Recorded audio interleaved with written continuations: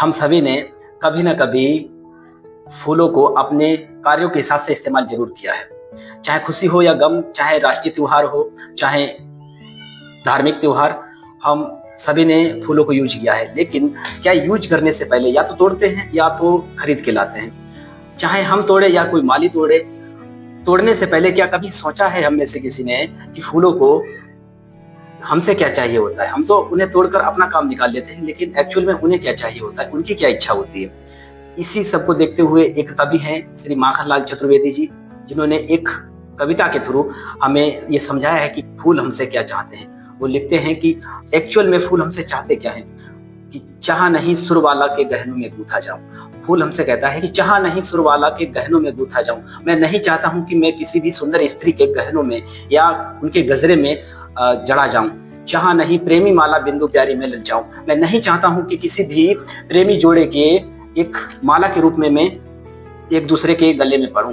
मैं नहीं चाहता हूं। चाह नहीं सम्राटों के सब पर है हर डाला जाऊं। मैं नहीं चाहता हूं कि किसी भी सम्राट या राजा है कि उसके सब पर, यानी जो पार्थिव शरीर होता है, उस पर मैं डाला जाऊं। मैं बिल्कुल नहीं चाहता। ना ही चाहता हूं। चाह नहीं देवों के सिर पर चढ़ूं, भाग्य में उछलाऊं।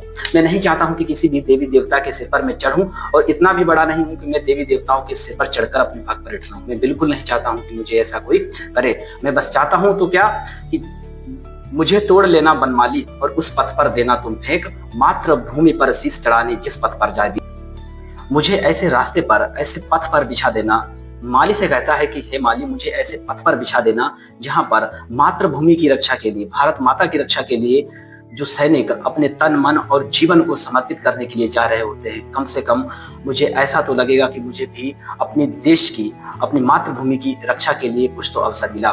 माखनलाल चतुर्वेदी जी की ये कविता ना ही केवल पुष्प की अभिलाषा को प्रस्तुत करती है, बल्कि हमें, हमारे सभी देशवासियों को एक राष्ट्र के प्रति प्रेम और सच्ची श्रद्धा का और समर्पण का भाव प्रस्तुत करती है। अगर आपको ये कविता अच्छी लगी हो तो आप भी अपने देश के प्रति संगठित रहिए और देश की सेवा करिए। मिलते हैं नेक्स्ट वीडियो में, तब तक के लिए जय हिंद।